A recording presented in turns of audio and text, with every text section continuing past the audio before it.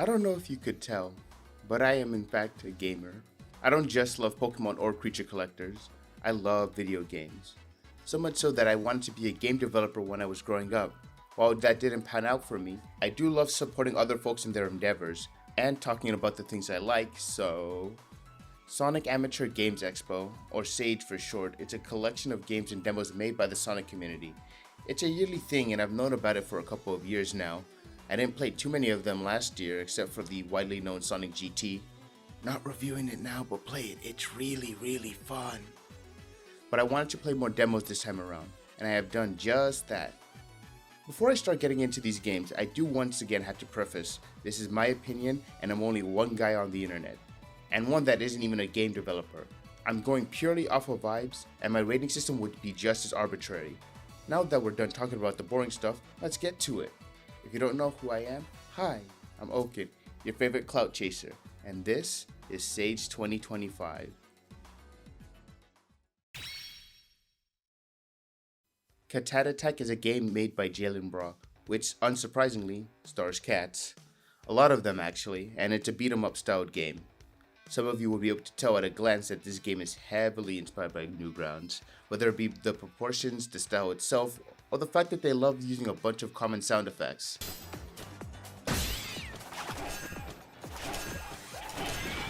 The main account has also posted its inspirations and wears them on his sleeve quite nicely. The game is wonderful off the looks and vibes alone, but the gameplay? I haven't played too many beat-em-ups to completion, but the way everything flows, from the standard combo to the launcher to the pounce, it just feels great. The demo has two bosses, and both of them are a joy to fight. I don't really have much else to say, it is just a demo after all. It's delightfully simple, but I give massive props for the team for making me pick up an unfamiliar genre and enjoy it as much as I did. Final results! It's such a wonderful demo. I know it sounds like I'm glazing, but it has such a strong premise and identity. I will be looking forward to its release.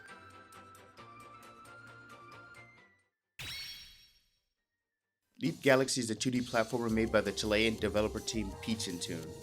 While it's a very simple game aesthetically, it more than makes up for it in its music and game feel. I was just glazing Cat Attack not too long ago, and now I can glaze this one too. Man, this game feels incredible when you get used to it. I do play a fair bit of platformers, you know, your Marios, your Donkey Kong Country, even a bit of Super Mario 64. But this one is more like Sonic, where you're incentivized to get to the finish as fast as possible. And by golly is it a blast to get those 3 stars. Actually, now that I think about it, it feels more like Super Meat Boy if anything. I touched on the music a bit and it is a banger. I didn't mind restarting over and over because the music accompanied the vibe of the game super well, and it is something that I hope stays consistent when the levels get harder to 3-star. It's going to be pulling a lot of weight when it does that. Speaking of 3-starring all the levels, 3-starring them isn't necessary, and I think that's to the game's benefit. You don't need to complete everything for something substantial, and for me, it's a big sigh of relief. I am not a gamer who 100% all of his games. I barely 100% Pokemon. The only game that I've ever completed the dex as of writing is Pokemon Legends Arceus. And that's not because I enjoyed the game so much, it's because I really wanted Arceus. But this game was so sick, I just had to do it. I mean, yeah, there was a developer in the chat, but honestly, the game was already fun enough as is. I would have been trying to do it anyways. That being said, the levels build upon themselves when you go from world to world. Kind of like an, oh, I get it type of gameplay. Final results. I didn't talk about this in the main section, but you can change the color and the creature that you play as, and I think that's really cool.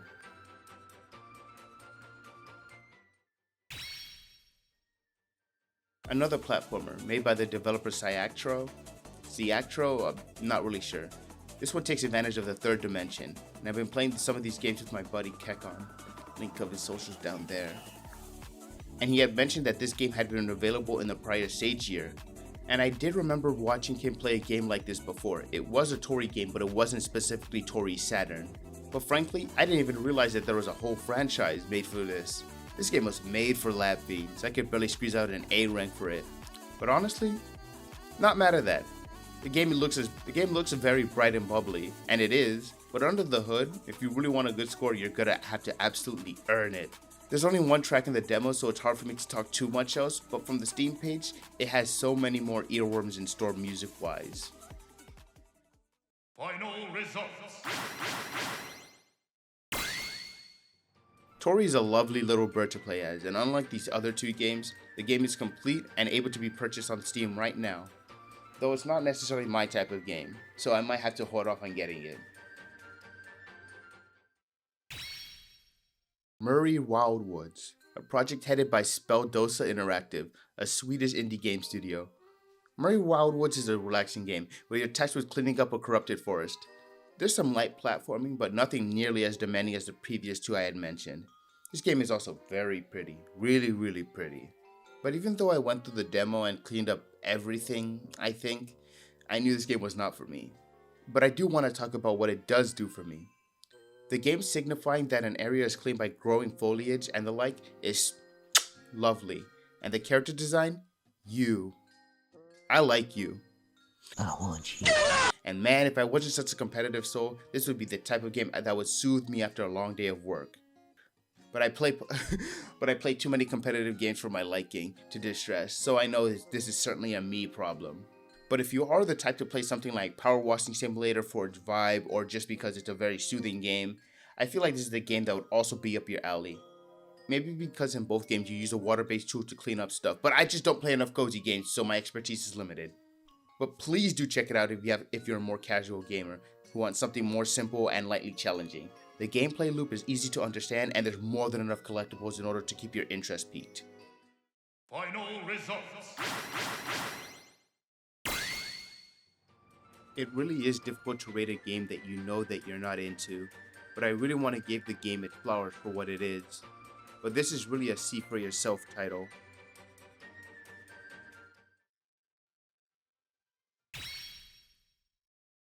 Snoutbreakers.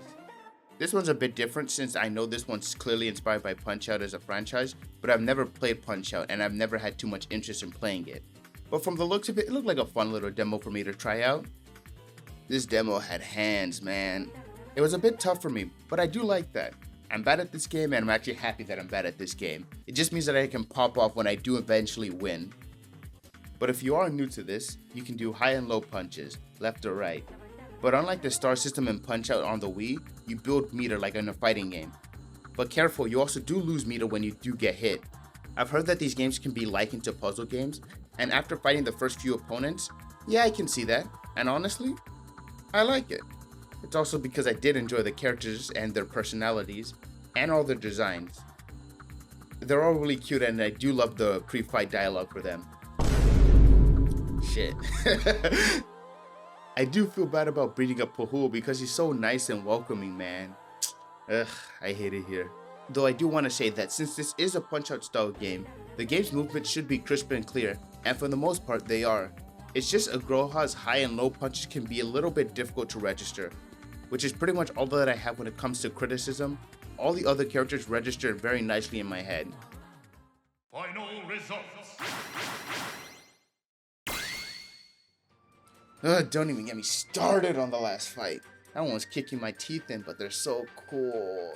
Ugh. Shout out to the development team though, you've got a hot one in your hands for real.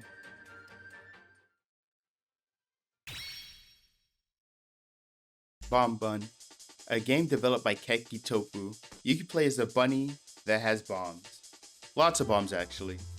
And she wants to use them to platform. This is another 3D platformer. This one feels a lot slower paced in comparison to Tori's Saturn. And frankly, I do prefer this one a bit more. Maybe it's because I like the design of the characters a lot. Maybe it's because Bomb is one of my favorite abilities in Kirby, and one of my favorite birds in Angry Birds, and one of my favorite Robot Master abilities. Okay, look, I just like bombs, okay? Let's just get that out of the way. The platforming is solid, and the fact that her own explosives can harm her mean that you cannot be reckless with these devices, and you actually have to think about your platforming. In turn, the obstacles aren't too much of a challenge in the demo, since you are armed to the teeth with explosives. It's a fun game for sure, but I really wasn't too fond about how the camera was oriented at first, but I did get used to it. But I did kind of go into this game expecting it to be a 3D game in the style of like Mario 64. But frankly, I like it for what it is, and what it is a solid platformer, where the levels don't drag on too long.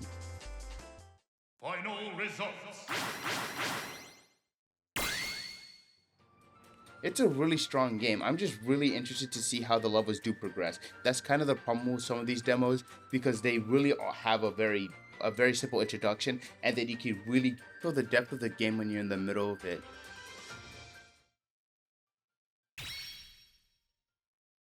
Let me get this out of the way. This game obviously reminds me of Yoshi's Island, but since I've never played that game, it doesn't really matter in anything but a simple comparison. Dono's Tale stars a dragon named, well, Dono, who's trying to get his fruit back, and he has to scour the lands in order to get his sweet, sweet succulents back. He has a whole host of abilities to help with that cause, and frankly, I don't like them all that much. Save the Fire and the Flutter Jump. I can see the purpose of the other two, and maybe it's just that I'm bad at the game, but the fact that swapping doesn't feel as quick as it should can make trying to traverse feel more sluggish. So I felt less incentivized to use them, especially the shell, which is unfortunate because sound design wise it's my favorite. Listen. But in the demo, aiming it right was a chore. I didn't even talk about the backdash because in most cases it's not very useful, since enemies right now are a breeze to beat. Hopefully a future boss will take advantage of that mechanic. Also, another thing that we found in specifically this demo is that the ice area was really laggy. Now this is a demo, so I understand that things can be rough around the edges. It just meant that since it was one of the last ones, it had a major chance to sour our final thoughts on the game. All in all, I still very much like the game, and frankly, it's still a very strong game if some of the kinks are ironed out. Final results. I actually got to meet one of the developers for this game at Sonic Expo, and he was mentioning to somebody that this game was going to have some pretty interesting bosses. I can't wait to see what that entails. Trio Triado. This one was done because of a request from one of the composers of the game. This wasn't really part of what we had in mind to play, but you know what? I wanted to give it a shot anyways. This is Sage after all. You know, it's for Sonic. Developed by Caleb Durate? I'm not sure. This Sonic fan game stars the hedgehog of the same name, going against Ebola. It plays like a Sonic game obviously, but with their own characters, so they have their own abilities. Caleb has a double jump, and honestly, I loved it. I didn't know how I was playing Sonic without a double jump, but honestly, it was really fun. Movement was fine. There was an awful lot of rings that I noticed, but it didn't really matter all that much. And historically, I'm not the best at going through Sonic games off rip, but you know, they do require multiple playthroughs to really enjoy and get the most out of. And I didn't really have the time to give it more of an analysis, which is unfortunate because it sounds like I'm not trying to say a whole lot about this game, but it really is what it is on the tin.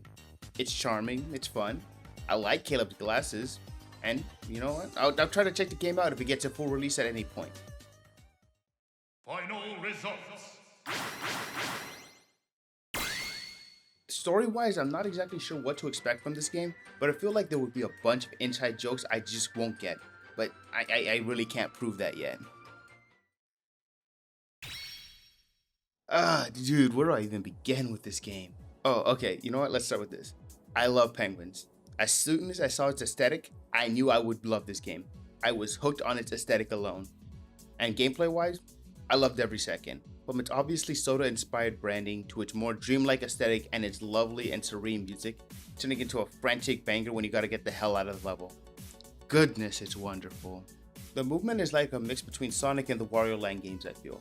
Momentum is obviously a huge thing here, and the penguin, that has a whole host of abilities that let you whiz and move around the stage. And you have a reason to use it too.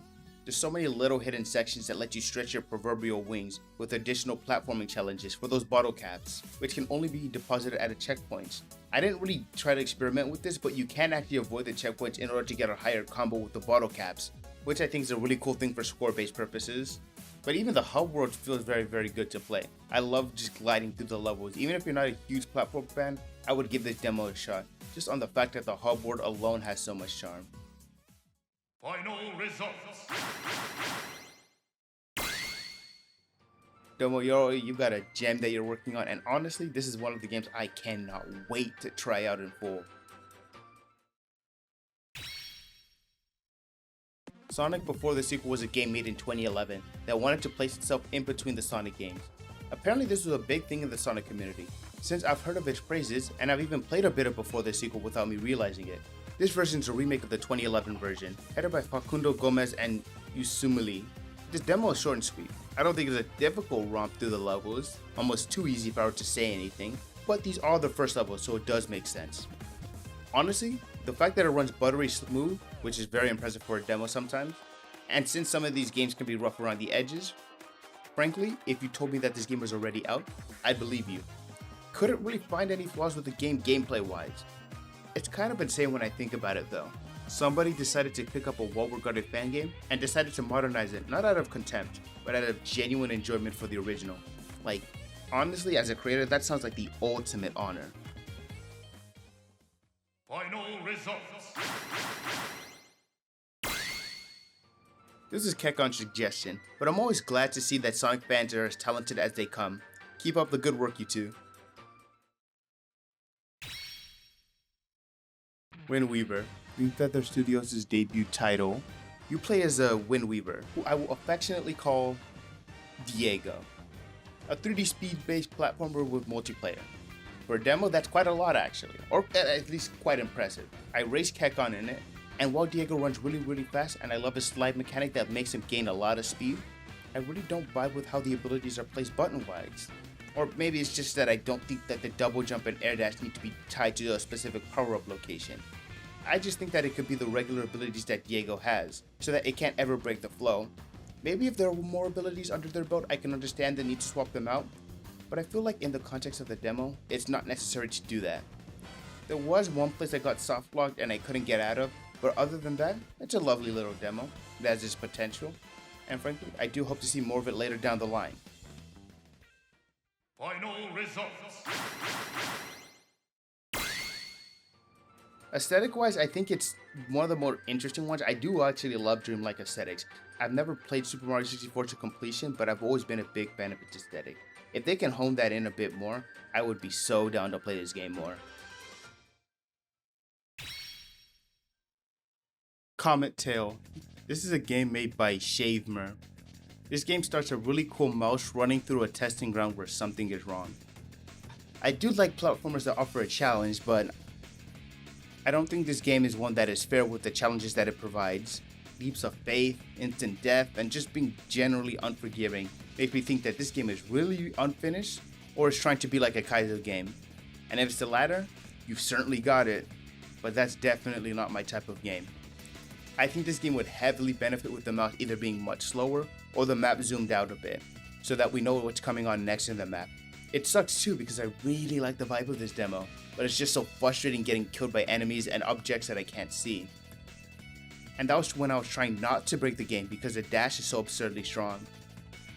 It was one of the few games that Kekon and I just couldn't beat. I do hope that this game becomes more than it is currently, if these issues do get rectified. Final results. I can't really find too much about the creator, but I do hope that they at least give this a listen, because I really do enjoy this game, and frankly, if this is your first game, it's not horrible, it's just, you know, it needs some work. This is a game that I was not expecting to like as much as I did. Frankly, the aesthetic of the game threw me off a lot. I kind of just downloaded the game off of the look and went from there. And honestly, looking at the designers of this game, C.T. Matthews for the programming, design, art, and music, and Nom Nom Nami for the character design and promotional art, I thought this game was so much bigger. It just looks and feels so professional. Why does this game have less than 1,000 views? In fact, just go play the game. I'll wait.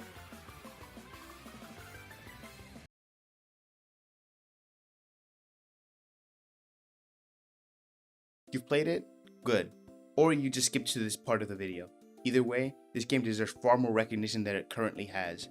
What makes me want to glaze this game so relentlessly? I mean, look at it. You use tests to smack things into other things. You know what that means? You've got to be mindful of your positioning, not only because you don't want to get hurt by the enemies, but if you want a big combo chain, you have to make sure that everything lines up in a particular pattern. You can just go wild and hit everything, of course, but you can't get the best score without a high multiplier, obviously. This game makes me want to think, even though apart from dodging enemies, there's not really much of an incentive for you to. It sounds like game design 101, I guess, but like, I just really like a game that's engaging on both fronts. Final results. Stick around for the games that I absolutely recommend to play because this one's absolutely making the list. And please support the developers, they do not deserve this little of attention.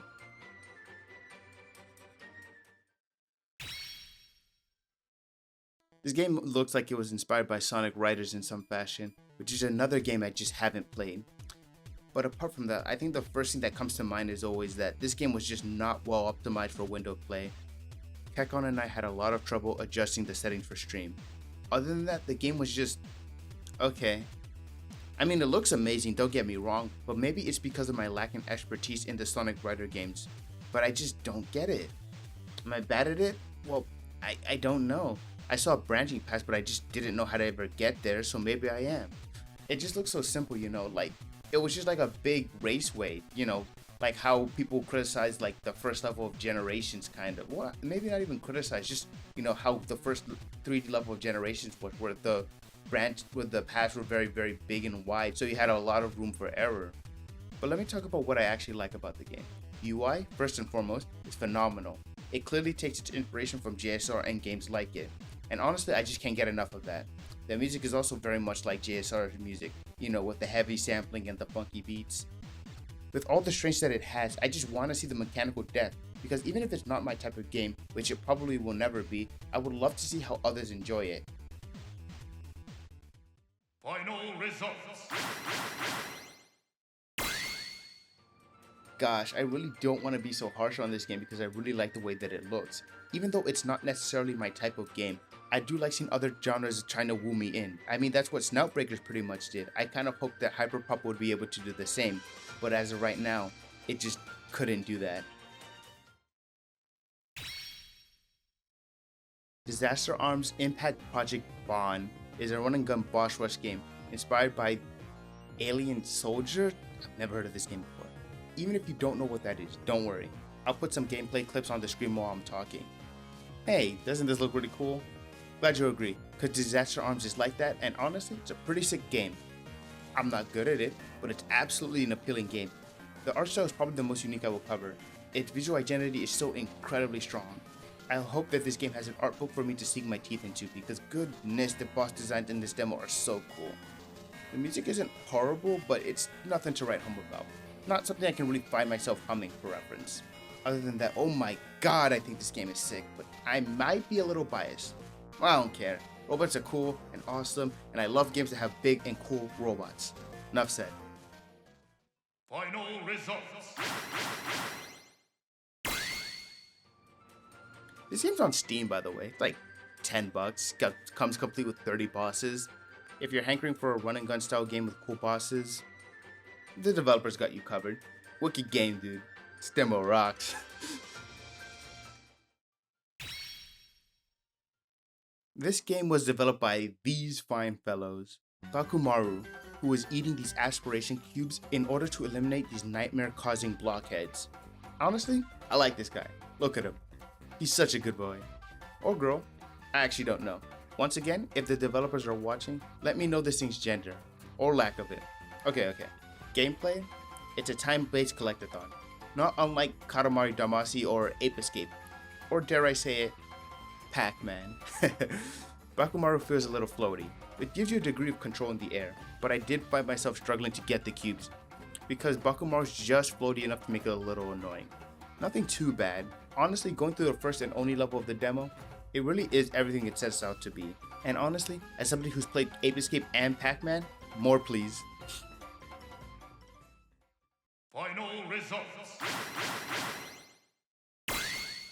This game will scratch an itch of mine for sure, but since there's only one level, I can't really necessarily prove that yet. But I will be waiting for more levels. And also, I didn't talk about this, but music, the one track that you can hear in the game, pretty good. Punch the Moon's debut game Roggenroll stars a bad guy. No, really. Rog is an enemy monster whose peaceful villainous life was upended by these evil energy emitters. Now he and some of his buddies had to go on a journey to save the world. This game takes its inspiration from Super Mario World and the Sonic games, with its overworld design and multiple pathways, although the latter I couldn't personally find. I really wish I had more time to sink my teeth into this demo in particular though, but I really can't afford to do that. But let me say, this demo is juicy. There's a lot of stuff here. The game isn't out yet and I did not complete the demo. But it probably would have gone over 1.5 hours, and that was me not trying to really spend more time at anything. Final results. I don't really think that Rock and Roll is trying to break any new ground, but it is really, really solid. And sometimes a solid platformer is all that you need. I would be really down to play this game. Not really trying to stream it or anything, just play it, as one does play a game. Which I think is, more than enough praise for a game, especially because this game looks really, really nice.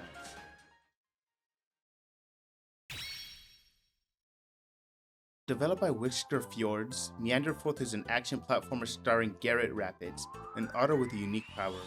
It's what lets him fire his bubble gun, among other things. And frankly, like Rock and Roll, this game really isn't doing anything too special, I feel. The art is really, really good, but I think the reason I really want to wishlist this game is because of the story. I don't really want to get into it, but I love the dynamic that Garrett has with the other characters, and I just really like the world that Whisker Fjords built. I just want to know more about these characters, and they're one of the reasons I wanted to make this video. I do not want to forget this game if it ever comes out. And Whisker Fjords, please, put this on Steam. Or if it's on itch.io, just screw it, I just gotta make sure I don't forget, because this is a game I just cannot ignore. Final results. Gameplay wise, I think it's fine. It's an action platformer, and I've played games like that before. They're fine. It's not doing anything too much different. Bosses are very, very simple. I died a few times, I think, but I don't think this game's gonna turn heads mechanics wise, but gosh, I need to know about what these characters are gonna do more. I think the dreams and reality plotline is very, very interesting. Speaking of character driven, the developer had the idea of letting us start this demo in Chapter 7, where Kekon and I had no story context. This is because this game was also in a previous stage year, so I'm assuming that, they probably let the players play the prior chapters. But since this was our first time playing this game, we kind of had to just go in blind. And gosh, this game is a trip actually. Firstly, if you can tell by the footage, it reeks of RPG Maker. But honestly, I don't mind it. It kind of helps with the surreal and almost dreamlike vibe that this game has going on. It almost feels amateurish, but it almost like they used that weakness and turned it into a strength. As you could guess from my previous videos, I love RPGs, not just Pokemon. I've been trying my hand at different RPGs to see what I do and don't like in between uploads. And frankly, while mechanics wise this game is generic, like there's no special thing like the press turn system of the Mega 10 games or the hidden rhythm mechanic of Mother 3, I love the utility of the characters. Michael and Caswell are support oriented. Michael having a robot that could deal a bunch of damage if you either spend a turn or mana to charge it up, and Caswell, who is designed to follow up after specific actions. It's really cool to see the pair working well, even though they don't have a good damage dealer until later in the demo. The art is good, and I think it has its charm. I especially like Caswell though, and his expressions. He's so angry, but gosh, he still looks so goofy. I think this game is going to be one I enjoy playing, because I have yet to really wane off the bigger RPGs. I've played Beastie Ball and Cassette Beats, which are clearly smaller than like Pokemon or Persona, but having to try my luck at an RPG with a much smaller fanbase? Well, I'm glad to say that I at least struck this gem first. Final results. This game is also on Steam and just got completed this year. And I know the developer, GameDog, is making another game set in the same universe. If you're watching this and I enjoy this game, please do expect somebody yapping about your game eventually. God, I was making video production so slow, oh my god! Instead of doing a tier list because that doesn't cover the whole story, I'm taking a page out of the YouTuber King the Luck and turning this tier list into a political compass. Well, not actually a political one, but you know what I mean. Top to bottom, this has my enjoyment gameplay wise, and left to right has my enjoyment aesthetic wise. And here we are. Gosh, I really wish I had the time to play these games a bit more. But videos still need to be done in the background, and it already took long enough to get this one out. And it's unfortunate that I can't give more criticism or remarks about these games, because even though it does take time to develop these videos, I can't imagine that it even remotely compares to having to develop a full game. I hope I can remind myself to check this video in the future, so that if any of these games do come out, I can give my full thoughts about these games, and give them their flowers. Or give them their fair shake if I don't enjoy them. Any frequent viewers of this channel may be confused as to why I didn't use my Licky persona for this video, and that can be answered with a simple response. I'm not covering Pokemon in this video. Pistachio, the Licky, will be used in any and all Pokemon related videos and streams. Otherwise, Ingot, this character, will be used instead, assuming I don't have a character for that particular video. Also, the thumbnails will reflect that from now going on forward. Pokemon ones will have Pistachio or any other Pokemon on it, and any other videos that aren't covering Pokemon will have Ingot on it, just to make clear what the subject video is about. YouTube is still very much a hobby for me, and I would like to represent that by making what videos I want, but still making it easily accessible for any viewers that wish to subscribe and continue watching my videos. That's all I can say for now. And this is Oaken64, signing out.